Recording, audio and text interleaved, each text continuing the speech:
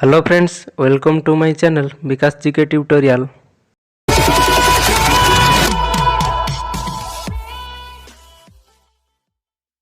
तो आज वीडियो रे आमे जानिबा भारतर केंद्रशासित अंचल, तार राजधानी एवं यार भाषा।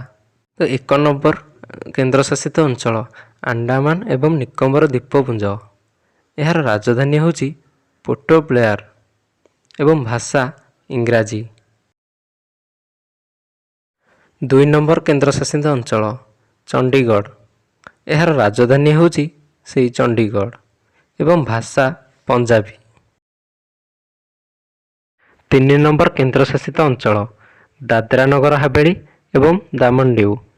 यार राजधानी होची दामन एवं भाषा होची कोंकणी, गुजराती एवं हिंदी। 4 नंबर केंद्रशासित अंचल दिल्ली। यार राजधानी होची नया दिल्ली एवं भाषा होची हिंदी, पंजाबी एवं उर्दू। 5 नंबर केंद्रशासित अंचल जम्मू काश्मीर। यार राजधानी होची श्रीनगर एवं भाषा होची काश्मीर, डोगरी, उर्दू, हिंदी एवं इंग्राजी। 6 नंबर केंद्रशासित अंचल लद्दाख। यार राजधानी होची लेह एवं भाषा होची लद्दाखी। 7 नंबर केंद्रशासित अंचल लक्षद्वीप।